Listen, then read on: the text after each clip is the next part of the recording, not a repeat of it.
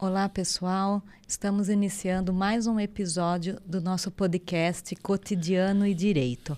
É sempre um prazer ter vocês aqui acompanhando os episódios que são transmitidos tanto no Instagram quanto pelo YouTube. Os nossos canais, o nome é Cotidiano e Direito, para quem quiser aí acompanhar as redes sociais. Eu sou a Maína Hortense, sou advogada de Direito de Família e sou apresentadora nesse podcast junto com a Clarissa. Olá, pessoal, bem-vindos novamente. Meu nome é Clarissa, sou advogada em Direito Empresarial e mentora de escritórios de advocacia na parte de gestão. Por isso até que o nosso convidado aqui vai falar bastante de gestão hoje. Hoje a gente está aqui com o Renato Squaiella. Ele é administrador de empresas com mais de 27 anos de experiência em negócios. Ele é fundador da Mitium Arquitetura de Negócios, atua no desenvolvimento de pessoas, processos e performance, os 3 Ps, ajudando empresas a estruturar soluções que elevam seus resultados e transformam sua forma de gestão. E o tema de hoje é protagonismo em tempos de excesso, a atitude que define. Pode se apresentar, meu querido. Olá, bom dia Maíne, bom dia Clarissa, bom dia para quem está assistindo. É sempre um prazer estar recebendo esses convites, agradeço pelo convite e é muito bom, gosto muito de compartilhar, né, algumas experiências. A gente vive aprendendo. Eu costumo dizer que para a gente não se tornar o analfabeto do futuro, a gente sempre tem que aprender, desaprender e reaprender, né? Então, quem não tiver essa habilidade será com certeza aí o analfabeto do futuro. E estar com vocês hoje aqui, eu tenho certeza que eu vou aprender bastante coisa e vou poder compartilhar bastante coisa. Obrigado mais uma vez. Nós que agradecemos, Renato, por ter vindo, por estar aqui, disposto a nos transmitir tantos insights aí a respeito de negócios, que é um tema que gostamos de conversar, né? Já tivemos outros convidados e as pessoas que acompanham também sempre elogiam quando é um tema voltado a essa parte dos negócios mesmo. Legal. Para a gente começar já com uma pergunta aqui interessante, será que todo mundo quer ser protagonista ou muitos ainda preferem o conforto do papel de coadjuvante? Essa é uma pergunta bem interessante aí já para a gente, né, começar um esquenta. Eu acho que não, eu acho que tem muita gente que nasceu para escrever o livro, mas a grande maioria nasceu para ler o livro, né? E não tem nenhum problema nisso, né? Não é mais importante quem escreve e menos importante quem lê. O importante é o que a gente faz com isso, né? Que eu acho que isso que vai tá muito relacionado com o tema que nós vamos bater esse papo hoje, né? O que nós fazemos com aquilo que nós escrevemos, né? O que as pessoas vão fazer com aquilo, ou seja, com as decisões que nós tomamos. A gente fala de escrever um livro de uma forma, né, figurativa, né? Mas o que nós fazemos quando nós tomamos uma decisão, o que nós causamos, né? E o que as pessoas também podem ser impactadas nas suas vidas quando elas recebem algum tipo de informação, algum tipo de conhecimento, né? Procuram se atualizar. Eu conheci um profissional uma vez, conversando com ele falou assim: nossa, eu já estou na minha 5ª faculdade. E aí eu perguntei para ele, devia ter uns 40 anos mais ou menos, e aí eu perguntei para ele: o que você está fazendo com tanto conhecimento? E ele não conseguiu me responder, né? Então o prazer dele era sempre aprender, né? E tá tudo bem, não tem problema nenhum, mas eu acho que o mais importante é o que a gente faz com todo esse conhecimento que a gente vai adquirindo ao longo do tempo, né? E aí ser coadjuvante não tem problema nenhum, né? Mas ser protagonista tem uma responsabilidade um pouco maior. Com certeza. Vou pegar o gancho, então, aqui da responsabilidade e vou te perguntar: como equilibrar autonomia com responsabilidade pelas consequências das próprias decisões? Essa questão da responsabilidade, levantei a bola para você, né? Adorei.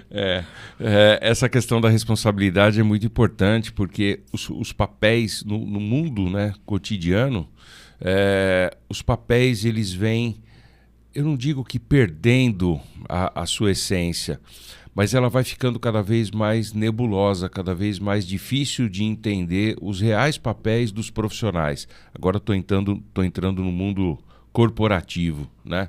Então, dentro de uma empresa, as empresas elas estão se esforçando cada vez mais para definir os papéis dos profissionais, porque é sempre um pouquinho mais para lá, um pouquinho mais para cá, e aquele papel que antigamente era muito claro, muito restrito, muito limitado, muito bem definido, ele acabou se alargando, né? Não, faz mais um pouquinho aqui, assume mais uma responsabilidade ali, e dali a pouco você começa a perceber que as pessoas elas vão ficando menos especializadas e vão ficando mais generalistas, né? É como se a gente... indo para o mundo da medicina, como se a gente não tivesse mais os médicos especialistas e tivessem os clínicos gerais. Não que eles não sejam importantes, obviamente que são muito importantes, mas em alguns momentos nós precisamos voltar a ter os especialistas nesse momento, né? Então essa questão de assumir os papéis com responsabilidade, eu vejo que é uma questão aí que já começou um movimento de recuperação, né, disso, de resgate, e eu acho que é um movimento, uma tendência daqui para frente. E essa questão de assumir as responsabilidades e a importância disso está relacionado também, de certa forma, à tomada de decisões, ou talvez à dificuldade de tomada de decisões, que algumas pessoas paralisam ou não tomam determinada decisão por medo de ser julgada? Sim, além desse range de responsabilidades, ele está aumentando, né? Também existe o medo do novo. Medo eu não sou psicólogo, tá? Mas eu gosto de estudar e gosto muito de prestar muita atenção e analisar o comportamento das pessoas.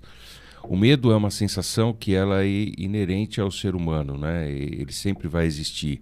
Então, não adianta a gente se esforçar para evitar ter medo. O que nós precisamos é controlar os nossos medos, né? Esse é o grande X da questão do medo. E quando você começa a abrir, né, o espectro de responsabilidade dos profissionais, coisas novas vão entrando. O medo ele é causado por aquilo que você não conhece, né? Pelas surpresas.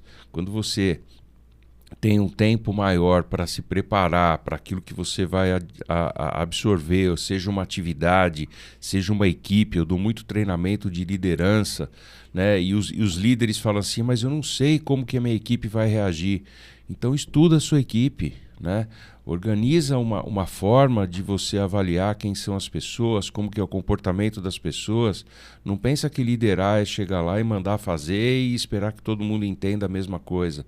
As pessoas enxergam as mesmas coisas com óticas diferentes. O óbvio tem que ser dito, tem várias frases de impacto aí que a gente podia trabalhar. Então eu acho que é isso, a questão do medo também limita essa atitude, essa disposição de tomar decisões no seu, como é que eu vou dizer, no seu nível de responsabilidade. Olha, já tive alguns insights aqui, mas será que eu vou sair do script um pouco e da pauta, hein? Ótimo isso.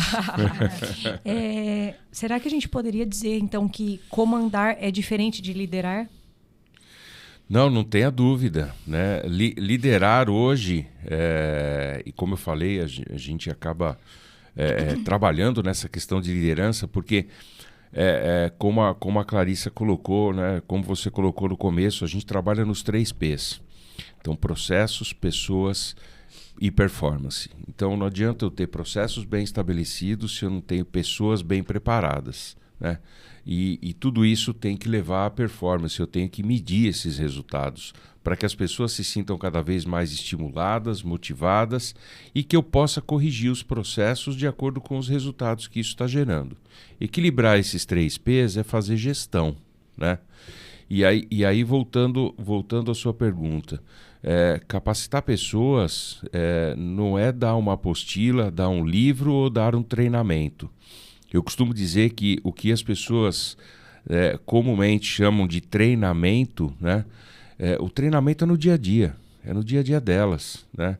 Então a gente, durante um período que de uma forma comum a gente chama de treinamento, é quando nós vamos orientar, né? Quando nós vamos dar informações para as pessoas executarem uma determinada atividade. Mas o treinamento é no dia a dia, né? Ali que é a situação real e é ali que eles vão, que o líder, aí voltando à sua pergunta da questão da liderança, é ali que o líder vai ter que atuar, porque as pessoas vão absorver as mesmas informações de forma diferente. E o líder está ali para enxergar quem absorveu mais fácil e aplicou, quem está com mais dificuldade e precisa de ajuda para que a performance de toda a equipe fique no mesmo nível. Precisa ir calibrando, na verdade, então. Sem dúvida. Né? O papel do líder desculpa, até para complementar, o papel do líder é enxergar um time de profissionais heterogêneos, né, diferentes. Esse é o melhor time, né? O pior time para um líder dentro de uma empresa, seja no administrativo ou no âmbito produtivo, é você ter um time de pessoas iguais. Esse é um time que dá a menor performance. Ter um time de pessoas diferentes é onde você tem os grandes ganhos de performance, porque um contribui com a deficiência do outro. E como que é gostoso a gente aplicar o treinamento e depois ver o treinamento sendo aplicado nessa cultura viva empresarial. É isso aí. Né? Eu, assim, nesse momento de mentoria, de escritórios de advocacia, é justamente isso que eu tenho visto, né? E, assim, aqueles degraus que o escritório vai subindo, aplicando também os 3 P's, medindo. E é uma escada da gestão, na verdade, né? De que ponto eu estou, que ponto eu quero chegar e quais são as etapas bem definidas para alcançar os objetivos. Sem dúvida nenhuma, isso é ótimo. E é realmente uma escada, tá? Você vai... É aquilo que eu falei, do aprender, desaprender e reaprender. Quando aquilo se torna muito fácil... Está na hora de você subir a régua, está na hora de você subir um degrau. Eu fui amigo, eu falo que fui amigo porque ele faleceu, do André Ribeiro, que era um piloto da Fórmula Indy. Então eu tive a oportunidade de ter algumas passagens com ele, algumas interações. E uma vez a gente estava num box, né, de uma equipe da Fórmula Indy lá em São Paulo, quando a Indy era aqui em São Paulo ainda, uma das etapas. E ele falou assim, Renato, eu perguntei para ele, falei, André, é muita velocidade, como é que vocês controlam isso, né? Ele falou assim, Renato, quando está tudo sob controle, é porque a gente está indo devagar demais. Eu lembro sempre dessa frase dele, né? Então, às vezes você tem que ter alguma coisa um pouquinho fora de controle, que é isso que vai te desafiar a ir além, né? Quando está tudo sob controle, significa que você já está entrando na zona de conforto, é hora de subir o degrau. E sobre isso, Renato, da zona de conforto, dessa questão de dessa subir o degrau e mudar, a gente estava comentando, até colocou aqui na pauta para te perguntar se essa questão do tempo e do tempo escasso que todo mundo comenta, se isso está interferindo na nossa capacidade de decidir, de tomar atitudes mesmo. Sem dúvida. O tempo é cada vez mais curto, né? Obviamente que o dia continua tendo as mesmas 24 horas que há 200 anos atrás e há 200 anos para frente ele vai continuar tendo 24 horas. Mas a questão é o que nós estamos fazendo nessas 24 horas, né? E a gente vai tendo a sensação de que o tempo está cada vez mais curto. E com o tempo mais curto, né, por esse turbilhão de responsabilidades que as pessoas vão, né, os profissionais vão assumindo, o tempo vai ficando cada vez mais curto, mais dividido para uma quantidade de responsabilidades e atividades cada vez maior. E aí você tem menos tempo em se dedicar em aprender, né? E aí vem novamente a questão lá do aprender, desaprender, reaprender. Mas quando a gente exercita, né, isso, a gente acaba trabalhando o medo, porque você não tem tantas surpresas, né? Você se planeja melhor, você se prepara melhor, né? Eu trabalhei 15 anos numa empresa japonesa, onde grande parte do nosso tempo a gente passava se preparando projetos, preparando atividades. Quando você levava para a execução, era 30% do tempo que a gente já tinha se dedicado, né? Enquanto os outros 70% a gente se dedicava à preparação, ao planejamento. Então, esse turbilhão de responsabilidades e atividades que as pessoas vão adquirindo, vão absorvendo cada vez mais, isso está consumindo parte do tempo que as pessoas deveriam estar se dedicando para aprender, para se planejar melhor, para buscar novas informações, novos recursos. E recurso é o que não falta, né, no dia de hoje. A gente tem aí inteligência artificial, a gente tem uma série de revoluções tecnológicas que vão acontecendo e as pessoas não estão tendo tempo de se preparar para isso. E isso está causando medo de tomar decisões e de muitas vezes ser protagonista da sua própria vida, da sua própria carreira, né? Então a gente foi de um funil bem largo e chegamos aí na essência do nosso papo hoje, né? Essa questão, então, de afiar o machado faz com que a gente tenha mais clareza para tomada de decisão, tendo em vista que se a gente não analisar com profundidade as tantas opções que a gente tem, a gente fica até um pouco travado para tomar a decisão. É isso, não é? Sem dúvida nenhuma, você falou tudo, né? A gente tem que estar sempre preparado para tomar essas decisões. E você estava falando, me fez lembrar de um relatório do Fórum Econômico Mundial, que eu li, inclusive eu uso nos meus treinamentos, as habilidades dos profissionais do futuro, as 10 principais habilidades dos profissionais do futuro. Esse foi um relatório, não é tão recente, foi um relatório que, se não me falha a memória, de 2023. Tá? Então ele listou ali quais são as 10 habilidades. E as habilidades, todas elas são habilidades comportamentais. Independente do seu nível de graduação, da sua área de segmento, né? Da sua área de atuação, em qual segmento, se você está na indústria, se você está no varejo, se você está em serviços, atividades administrativas ou mais de fábrica, não importa, né? Os profissionais do futuro, as 10 habilidades relatadas pelo Fórum Econômico Mundial, isso não sou eu que estou dizendo, são habilidades comportamentais. Isso não quer dizer que a gente vá poder deixar as habilidades técnicas de lado, tá? Mas somente as habilidades técnicas, elas não fazem de um profissional hoje um profissional diferenciado no mercado. Então nós precisamos ter profissionais muito bons tecnicamente, mas nós precisamos ter profissionais com habilidades comportamentais tão afiadas quanto as habilidades técnicas. Então, voltando à questão do tempo, olha só quanta coisa que a gente já está discutindo aqui em alguns minutos que os profissionais podem investir o seu tempo, né? E a grande dúvida agora é em que frente eu vou investir o meu tempo, né? Técnica, comportamento, o quanto disso e o quanto daquilo, né? Fazer a balança de tudo isso, né, no que a gente precisa aprofundar, estudar mais, realmente é essencial. Mas sobre o tempo, você acha que a gente está confundindo velocidade com agilidade?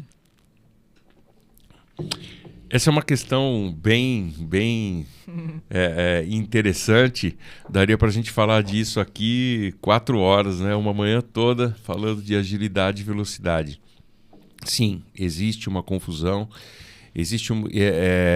E existe muito também uma relação de agilidade e velocidade, eu vou falar disso aqui já já, com a questão de ansiedade, né? Então a gente tem algumas DADs aí, né? Ansiedade, agilidade, velocidade, isso tem muita relação. Principalmente as gerações mais jovens, né? Isso não quer dizer que as gerações anteriores não estejam fora, mas existe muita questão de ansiedade justamente pelo turbilhão de informações que a gente tem, tá? Que a gente absorve. Então, está existindo uma movimentação muito grande de fazer as coisas mais rápido, né? Fazer as coisas mais rápido tem muito a ver com velocidade, mas fazer as coisas mais rápido, as atividades, enfim, as tarefas, isso não quer dizer que esteja diretamente ligado à qualidade, né? Imagina se você vai ao médico e você fica 45 minutos na sala de espera, aguardando pela consulta, e em 5 minutos o médico te atende, te dá uma receita e fala para você tomar aquele remédio e vai embora, né? O que você vai falar daquele médico, o que você vai pensar naquele médico, né? Que ele não fez um diagnóstico bom, né? Mas ele foi muito veloz. Está todo mundo querendo que tudo seja rápido, ele fez exatamente o que todo mundo quer, né? Mas ele não consegue transmitir credibilidade, né? Dificilmente você vai sair de lá com aquela receita e vai comprar aquele medicamento. Você vai procurar um segundo profissional para ter uma nova, né, um novo diagnóstico ou, enfim, uma nova percepção daquilo que você tem. Então, a velocidade é fazer as coisas rapidamente. Em alguns momentos é importante. Mas eu vejo que no mundo dos negócios, no mundo corporativo, a gente tem que usar muito mais a agilidade. E a agilidade é fazer as coisas no prazo que elas têm que ser feitas, né? Então não é fazer correndo, é fazer no prazo certo, né? Vocês estão inseridas no mundo do direito, né? Vocês têm prazo para fazer as coisas, prazo para uma contestação, prazo para um recurso, vocês têm prazo.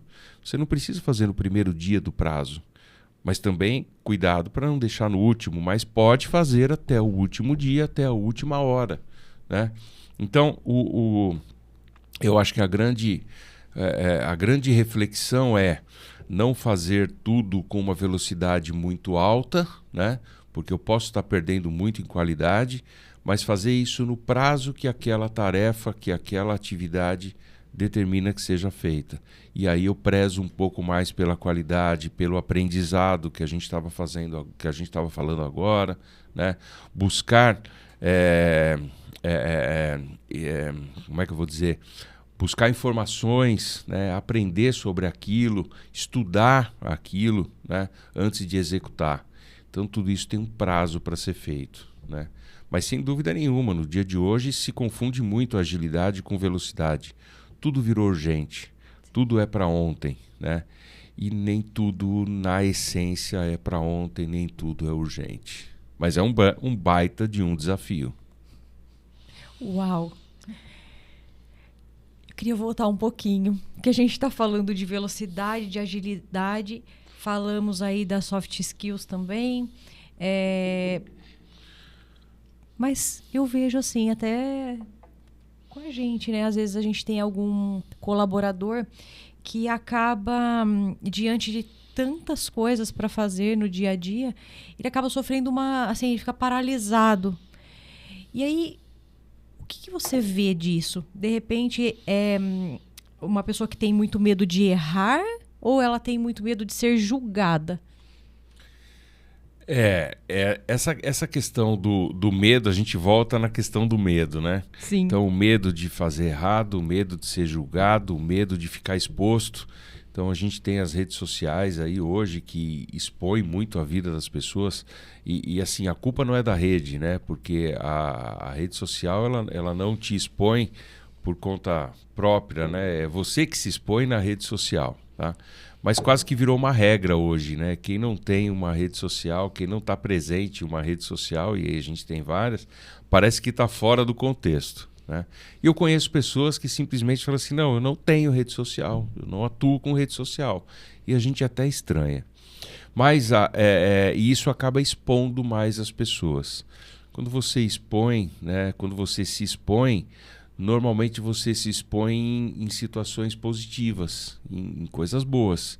Ninguém coloca na rede social que está sofrendo, que está passando por uma dificuldade, né? Ou eu preciso mostrar que eu sou forte, né?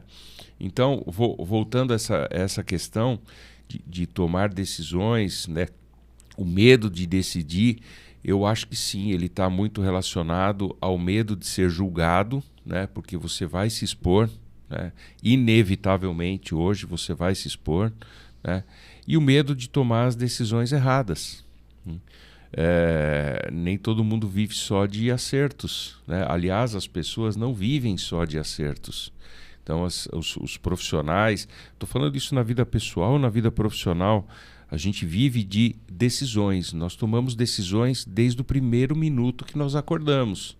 Se eu vou desligar o despertador do meu celular ou se eu vou colocar mais 10 minutos, né? Eu já tenho que tomar uma decisão na primeiro momento do meu dia.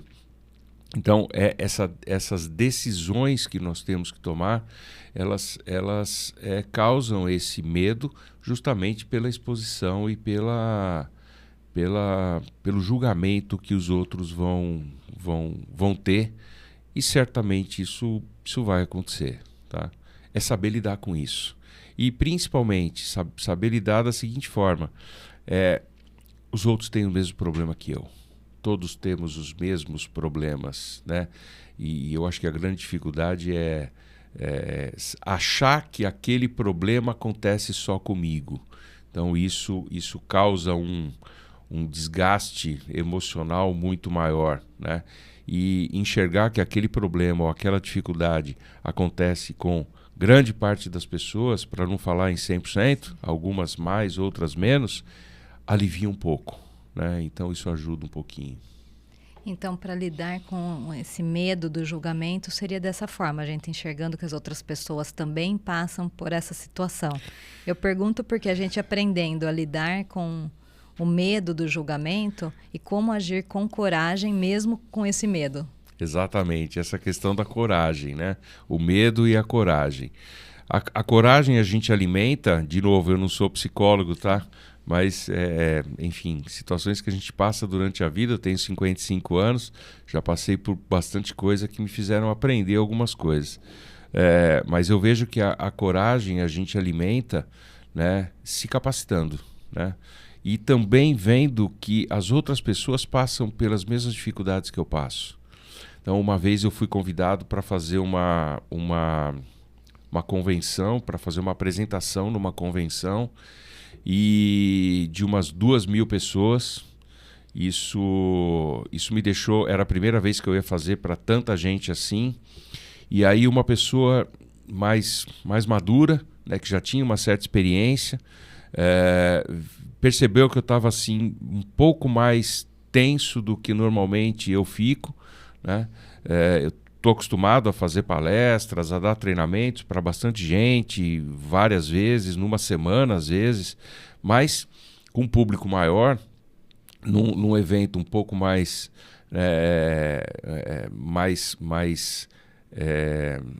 um evento maior mesmo, né? Isso deixa a gente um pouco mais tenso.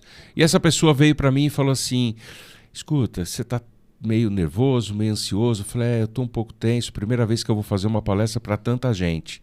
Ele falou assim: pensa o seguinte, cada uma dessas 2.000 pessoas que estão sentadas aí, qualquer um deles estivesse no seu lugar, eles estariam mais tensos que você. Porque você está muito mais preparado do que todos os 2.000 que estão sentados aí. Você se preparou para falar com eles. E eles não se prepararam para ouvir o que você vai falar. Então, saiba que você está preparado e que certamente o nível de preparo que você teve é maior do que a expectativa deles. E isso me deu uma autoconfiança 3 minutos antes de começar a palestra. E a coisa andou, e foi muito bem. E eu lembro disso até hoje, já faz uns 20 anos que aconteceu. E eu me lembro bem disso até hoje. Me ajudou muito naquele momento. Então a gente tomar cuidado com essa comparação com o outro. porque o outro também tem medo, o outro também tem dificuldade, ele também vai passar pelos obstáculos e talvez obstáculos até maiores que você. Então eu acho que saber lidar com isso ajuda muito. Renato, não sei onde eu vi uma vez uma pesquisa que falava assim que o medo de falar em público é maior do que o medo de morrer. Tem gente que assim começa a ter quase uma síncope mesmo, porque vai ter que falar em público, né? É muita exposição, né, Clarice? É muita exposição. E eu, assim, nem está na nossa pauta novamente, mas sabe o que me fez lembrar? Das vulnerabilidades, né? Atualmente, muitas pessoas e empresas, em seus perfis também, elas acabam explorando a questão da vulnerabilidade de uma forma positiva, né? Então, assim, fazer do limão uma limonada, né? É isso aí, é exatamente isso. É fazer do limão uma limonada mesmo. Porque a partir do momento que essa é uma realidade que existe, tanto na vida pessoal, mas muito mais no profissional, porque quando você está dentro da família é mais fácil. Eu não sei se é mais fácil, a palavra correta não é fácil, é diferente, né? A gente tem grandes dificuldades dentro de uma família também. Mas no mundo corporativo, as pessoas não são tão próximas assim. Então, quando acontece isso, né, essas dificuldades, esses obstáculos, eles vão aparecendo no dia a dia dos profissionais, eu acho, tá? E de novo, é só uma recomendação ou talvez uma sugestão, né? Trabalhe isso como uma oportunidade. Né, uma oportunidade que você tem de aprender, de melhorar, né, alguma coisa que não deu tão certo como você planejou. Então, trabalhe isso, mas faça a análise do que foi planejado com o que aconteceu. E você pode ter 2 erros. Normalmente são 2 erros clássicos que acontecem. Você não estava prevendo aquilo que aconteceu no seu planejamento. Então, houve uma falha de planejamento, ou sim, você estava prevendo aquilo no planejamento, mas você executou de uma forma diferente do que estava planejado, ou você deixou de executar, né?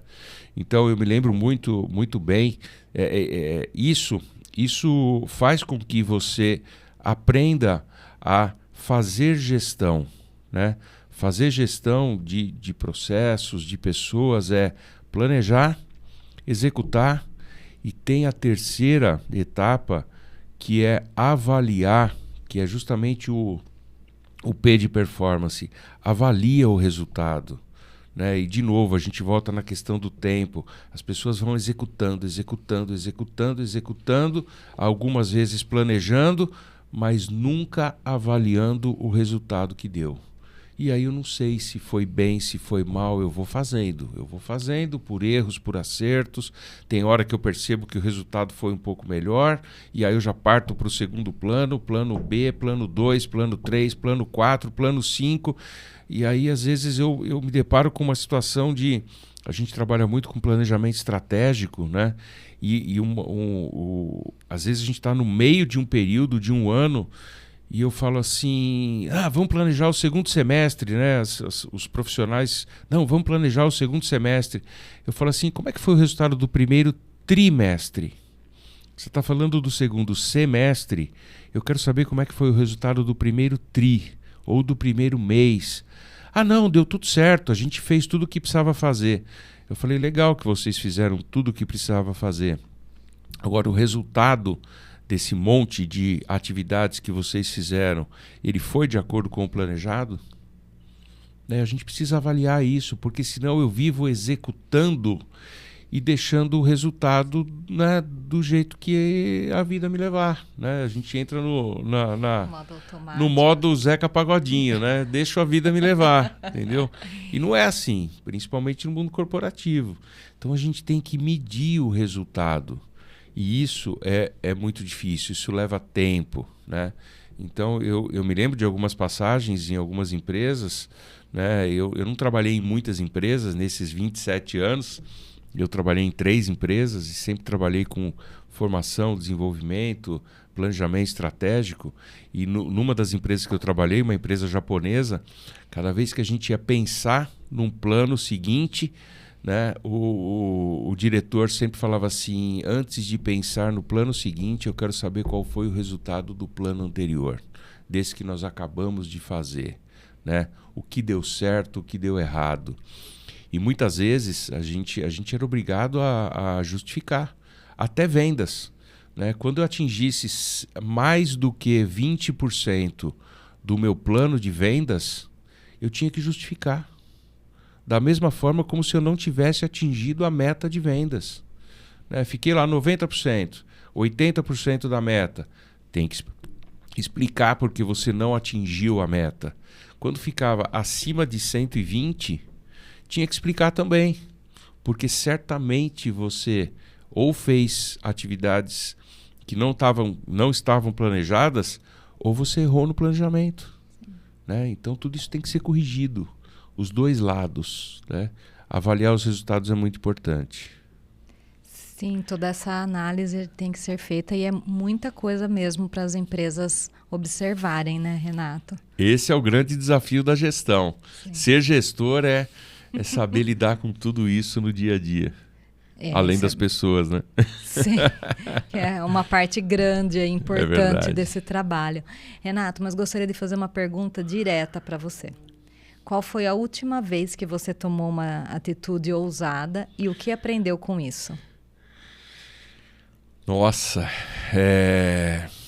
eu posso não responder para você qual foi a última, mas qual foi vamos dizer assim, a mais importante, ousada, a mais ousada. Na última empresa que eu trabalhei, eu fiquei 15 anos. E eu saí de lá, né? Eu fui dispensado, eu fui demitido. Depois eu descobri que, né, fazendo terapia, né, conversando com uma psicóloga amiga, ela me mostrou que eu fui provocando esta demissão, né, por algumas coisas que já não estavam me fazendo me divertir no meu dia a dia, né, naquele ambiente. Então eu automaticamente, inconscientemente, eu fui provocando isso. E foi quando eu fui desligado e falei, bom, vamos mandar currículo, né? Atualiza currículo. E eu mandei 51 currículos em 2017 e tive a resposta de um deles, somente dos 51. Um me respondeu, os outros nem resposta eu tive, me dizendo assim, olha, muito obrigado, mas você não tem o perfil para esta vaga que nós estamos buscando. Então, e aí eu tive que tomar uma decisão. Já fazia algum tempo que eu estava buscando a recolocação e foi quando eu decidi, falei, vou para a carreira solo, né? Vou montar o meu próprio negócio. Então vou pegar tudo aquilo que eu aprendi, aquilo que eu fiz bem feito, com muita dedicação durante muitos anos, que foi um grande aprendizado, e eu tomei essa decisão, até motivado por um amigo que um dia me falou, Renato, por que você não vai para a área de consultoria? Você tem tudo para isso. E ele me deu assim, eu acho que ele plantou essa semente na minha cabeça, mas quem tomou a decisão de pegar essa semente, plantar, regar e colher frutos fui eu. Então eu acho que essa foi uma decisão mais ousada na minha carreira. Eu achava que isso fosse dar resultado mais rápido, demorou mais para dar resultado.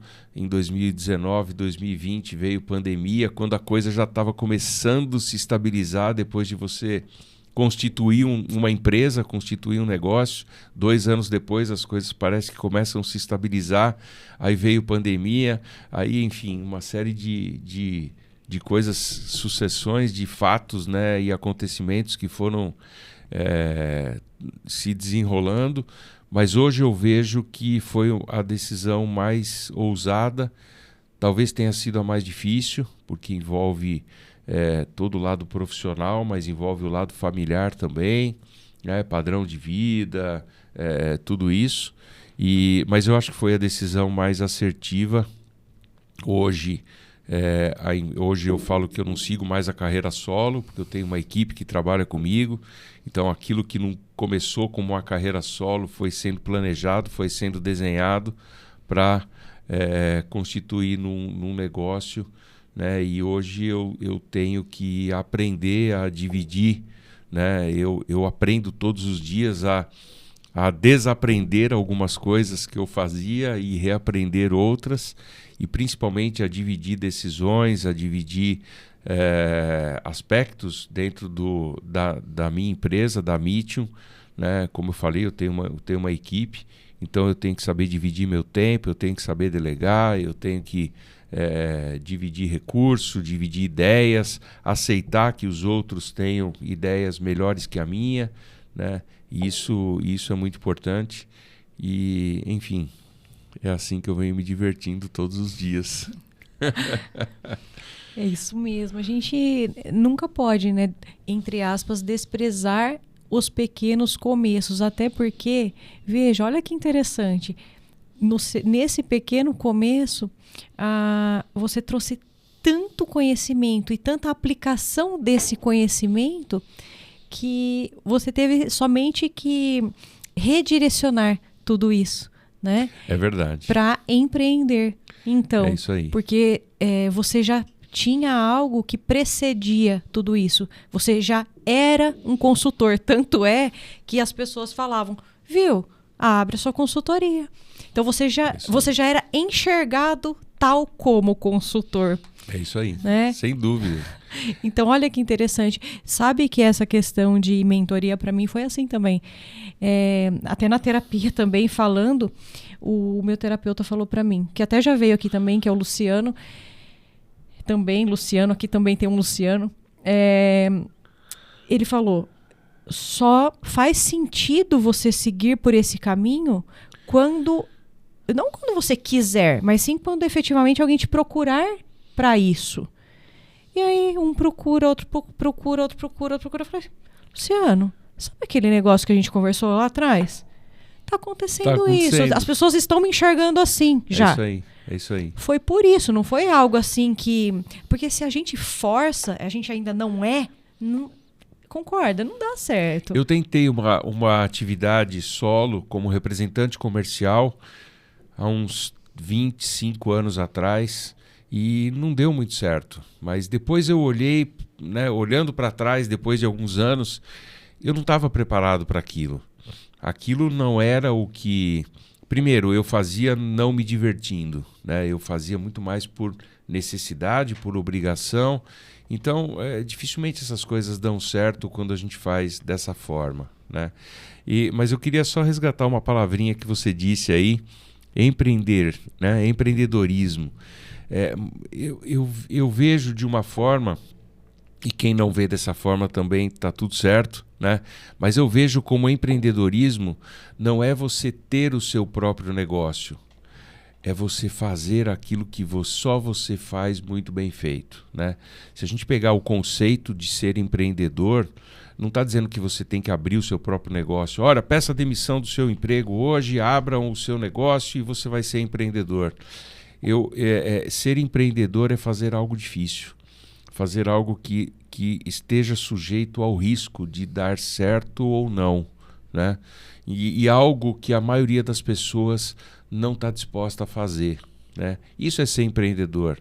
Então eu acho que durante principalmente desses 27 anos que eu fiquei como executivo dentro de empresas, principalmente nos 15 últimos anos, né, que eu fiquei numa empresa só, eu acho que eu fui muito empreendedor, porque eu fazia coisas sempre pensando em subir um degrau, pensando em fazer diferente, né? Eu trabalhava com mais pessoas, eu não comecei nessa empresa como gestor, né? Eu fui construindo a minha carreira e tinha muitos pares de trabalho comigo, né? Outros profissionais que também faziam muito bem o trabalho deles, mas eu sempre procurei fazer melhor, fazer diferente. Como é que eu posso me destacar? Eu acho que isso é ser empreendedor, né?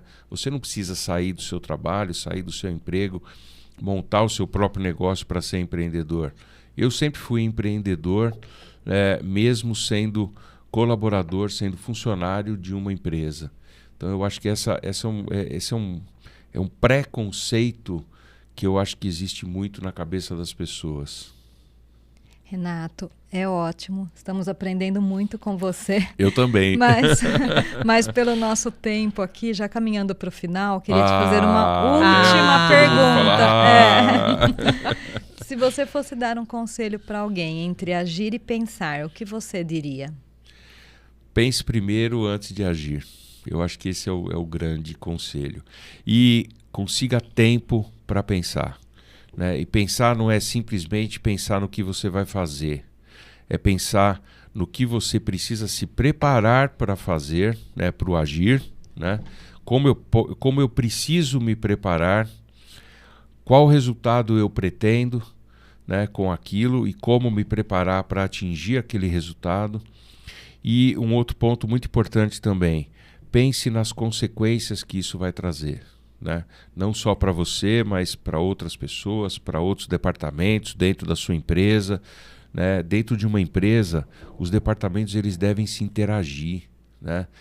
É uma empresa, eu não tenho várias pequenas empresas dentro de uma só. Mas a gente vê muito isso. Né? Eu visito muitas empresas de grande porte, médio, pequeno, não importa o tamanho. A gente vê dentro das organizações hoje, parece que tem pequenas empresinhas ali dentro que quase que não se conversam, e em alguns momentos até medem força. Né? Então, eu acho que essa consequência, né, do que vai ser feito, seja por um profissional, ou seja por uma equipe ou por um departamento, mas aquilo que você se propõe a fazer, a agir, né, como você falou, eu acho que ele tem que ter muito claro quais são as consequências. O que isso vai trazer de bom, o que isso vai trazer de ruim, porque todas as consequências têm os dois lados. Né? Certamente a gente ganha em algumas coisas, mas também a gente tem que considerar que perde em outras. Né? E equilibrar para que os ganhos sejam maiores do que as perdas.